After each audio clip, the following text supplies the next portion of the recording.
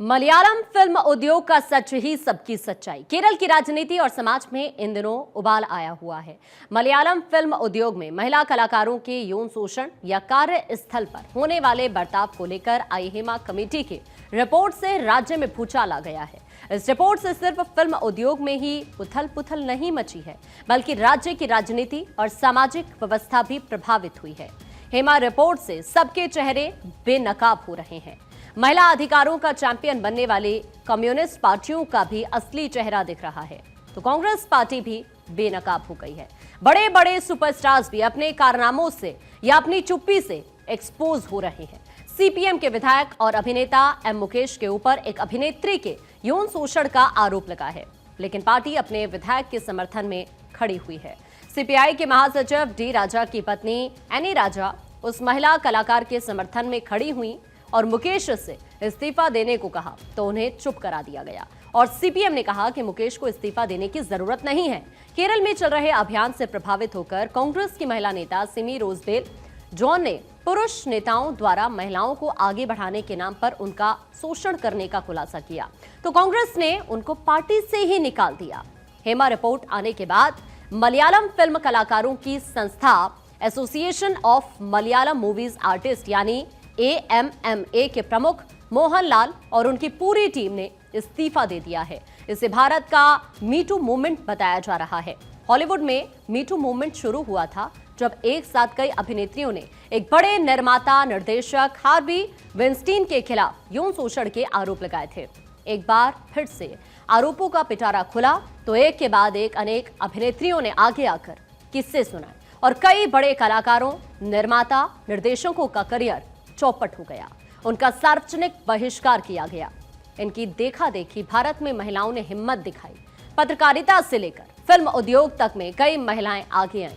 उन्होंने नाम लेकर कई लोगों पर आरोप लगाए, लेकिन जैसा कि भारत में हर बार होता है, महिला मुक्ति का ये आंदोलन भी घिसटते घिसटते दम तोड़ गया। इसी तरह हिंदी फिल्म उद्योग में तनुश्री दत्ता ने नाना पाटेकर के ऊपर आरोप लगाए, लेकिन हुआ क्या? उल्टे तनुश्री दत्ता की ही फिल्म जगत से विदाई हो गई। कार्यस्थल पर यौन शोषण का आरोप लगाने वाली पीड़ित महिलाएं ही भारत में निशाने पर आ गईं। जिन लोगों पर आरोप लगे, चाहे वो अन्नू कपूर या अन्नू मलिक हो, साजिद खान हो या विकास बहल, सब मजे में काम करते रहे। जिस समय हिंदी फिल्म उद्योग यानी बॉलीवुड में मीटू मूवमेंट शुरू हुआ, उस समय तमाम महानायक किस्म के लोग मुंह में दही जमाए बैठ गए। ना तो कलाकारों का कोई संगठन आगे आया और ना निर्माता निर्देशकों के समूह ने महिला कलाकारों की कोई मदद की। भोजपुरी फिल्मों की एक खूब मशहूर अभिनेत्री ने वहां पावर स्टार के नाम से मशहूर एक कलाकार पर आरोप लगाया कि बिना शादी किए वो उनके साथ सोना चाहते थे और मना करने पर करियर खत्म करने की धमकी दे दी। लेकिन हुआ क्या?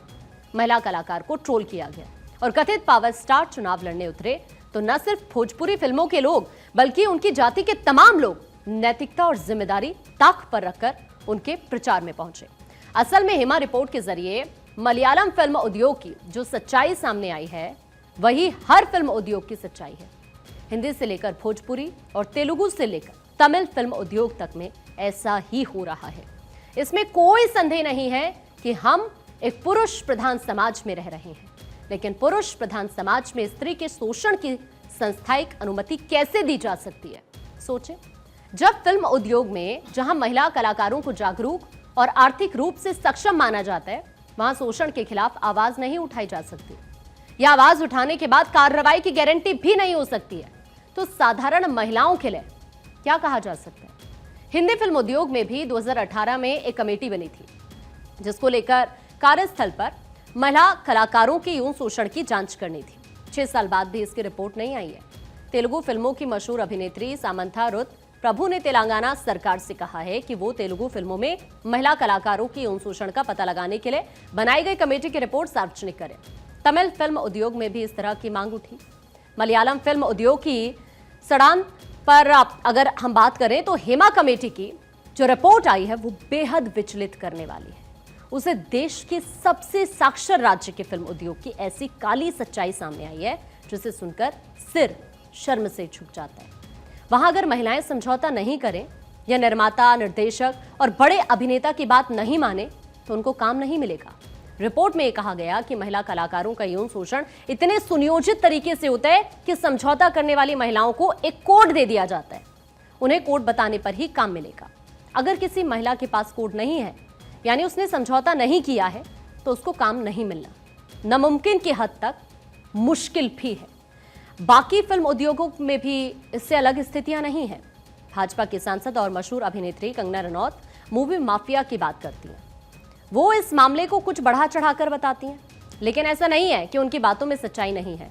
हर फिल्म उद्योग में कई स्तर पर भेदभाव है, शोषण है और कमजोर के ऊपर जुल्म भी है। आज सब फिल्म उद्योग के लोग कह रहे हैं कि उनको यहां कोई पावर ग्रुप नहीं है, लेकिन फिल्म जगत में पावर ग्रुप की मौजूदगी से इनकार भी नहीं किया जा सकता है। इस पावर ग्रुप के लोग ये कंट्रोल करते हैं किसे काम मिलेगा और किसे नहीं मिलेगा। जाति, धर्म, लिंग और क्षेत्र के आधार पर भेदभाव होता है। बाहरी और भीतरी का विवाद चलता रहता है। हत्याएं, आत्महत्याएं होती हैं। कन्नड़ फिल्मों के बड़े सितारे दर्शन अवैध संबंध के मामले में फंसे और अपने ही प्रशंसक की हत्या के मामले में गिरफ्तार हो गए।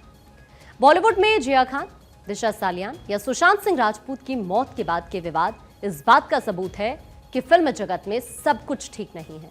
सोचिए, फिल्मों में अभिनेता जुल्म के खिलाफ लड़ते दिखते हैं, लेकिन वास्तविक जीवन में वो शोषण और जुल्म की व्यवस्था का या तो हिस्सा होते हैं या चुपचाप उसे देखकर उसकी अनदेखी कर देते हैं। दोनों स्थिति में वो दोषी हैं।